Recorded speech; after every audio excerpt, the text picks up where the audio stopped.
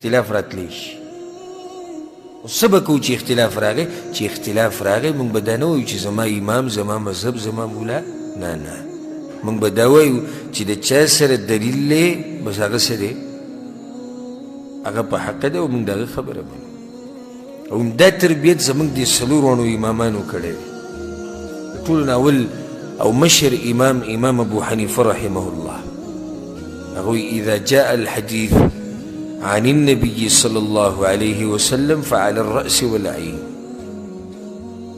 وی چې کله زما خبره او بل طرف ته د پیغمبر خبره راله نو د پیغمبر خبره په سر سترګو زما خبره به وی پرېږدئ.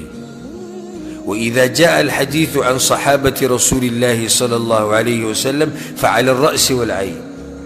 چې زما خبره او بل طرف ته د صحابه کرامو خبره وي زما هغه پرېږدئ، د صحابه کرامو خبره منئ. وإذا جاء الحديث عن التابعين فنحن رجال وهم رجال. که د تابعینو مسله راله نو بیا هغوی هم سړي دي موږ هم سړي دي، بیا به تاسو دلیل ته ګورئ، د چا سره چې دلیل د هغه خبره به منئ. دا تربیت زموږ امام ابو حنیفه رحمه الله کړی چې تاسو به تابعداري د څه کوئ؟ تابعداري به د دلیل کوئ.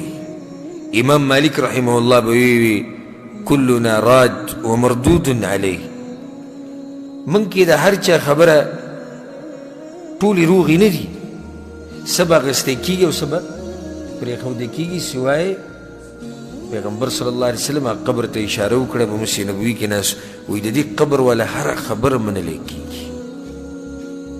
دی تربیت وکړو د خپلو شاګردانو. امام مالک رحمه الله وی که زه مړ شومه یا زما نه چې تاسو کوم علم زده کوئ نو دا نه ده چې زما مسله زما رای دا بلکل داسې ده لکه قرآن او حدیث، نه نه، زما رای به د قرآن او حدیث سره ګورئ، که برابر و صحیح ده که نه و برابر پرېږدئ.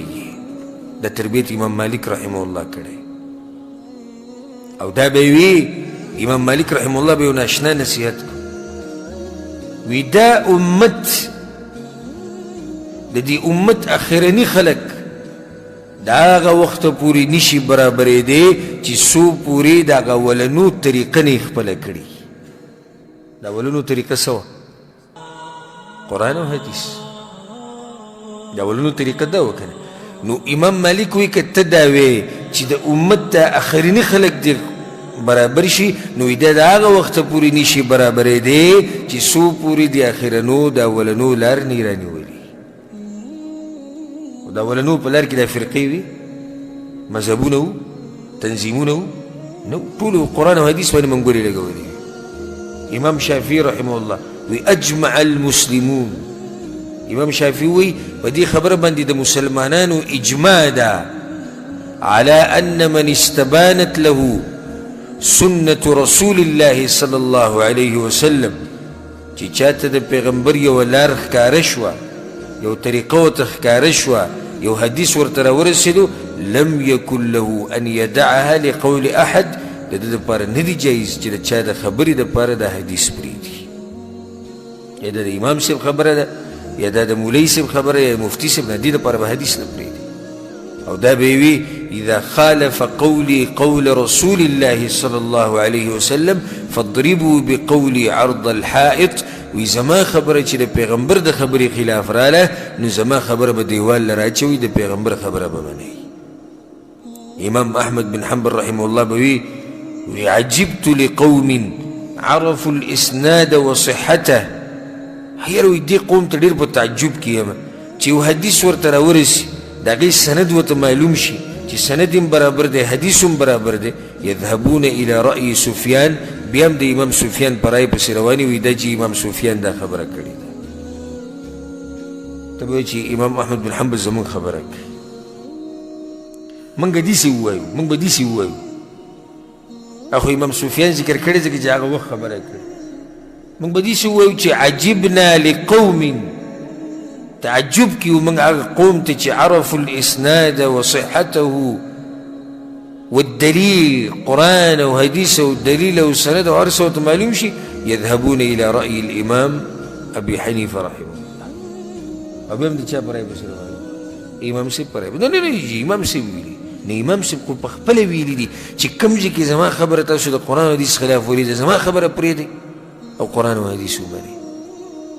دا دغه مجتهدین او علماو د امامانو مختصر اقوال ما تاسو ته ذکر کړو چې تا ته پته ولګي چې په یو مسله کې د علماو اختلاف راشي او هغه مسله فقهي مسلې په کې د اجتهاد ګنجایي شي نو ته به پکې څه کوې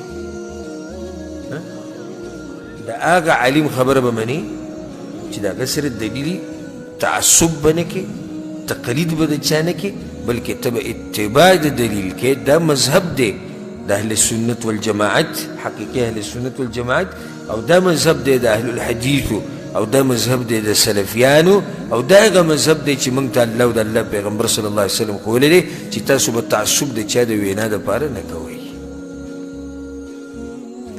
دا دویمه مسله شو دریمه مسله